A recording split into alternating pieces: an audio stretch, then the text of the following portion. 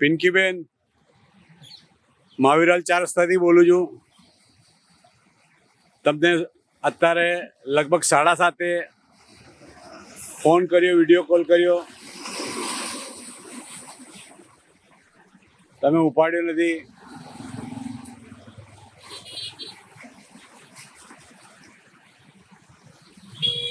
આખા વડોદરામાં પાણી ઉતરી ગયો ત્યારે અમારા આ એરિયામાં પરિવાર સ્કૂલ પાસે 15 કલાકથી પાણી ઉતરવાનું નામ નહીં લેતો, અને આ પોઝિશન છેલ્લા 30 વર્ષથી છે. અમે તંત્રને કહીને થાક્યા છે, પણ કોઈ કાળજી લેતો નથી. કેટલાય મેયર બદલાયા, કેટલાય ચેરમેન બદલાયા, કેટલા અધિકારીઓ બદલાયા, પણ અમારી કોઈ સાંભળતું નથી. પાણીઓની જ આ જ હાલત રહે છે. લગભગ 100 જેવી સોસાયટીઓ આવેલી છે અમારા એરિયામાં. બધાના ઘરોમાં વર્ષમાં 2-3 વખત પાણી ભરાય. જ્યારે 2-3 ઇંચ વરસાદ હોય ત્યારે બી પાણી ભરાઈ જાય છે. ઘરના ફર્નિચર બગડે, ગાડીઓ બગડે.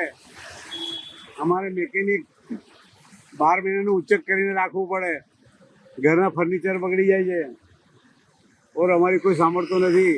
ઓર અમે ભાજપના સક્રિય કાર્યકર્તા છે, ઓર બૂથ પ્રમુખ છું. હવે તમે તમારા કાર્યકાલમાં આ એરિયાનો કોઈ નિકાલ કરો. આ વરસાદથી અમને છુટકારો આપો.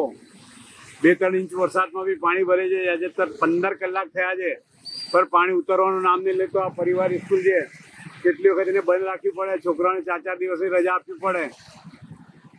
વરસાદ પડે આખા વડોદરામાં ભરાય અમે માનીએ છીએ, પણ ભરાયા પછી તરત ઉતરી જાય છે. આજે વડોદરામાં કોઈ બી વિસ્તારમાં પાણી નથી, પણ અહીંયા અત્યારે દરિયા જેવું લાગે છે. અમને ગોવાની ફિલિંગ થાય છે.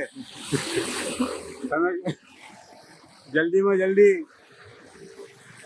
આ એરિયાનો અમને વરસાદથી છુટકારો પાવો. જો કેસડોલ સમસ્યાનો હલ નથી કે પછી સક્રિય સભ્ય બનાવવામાં અમને હવે કોઈ રસ નથી.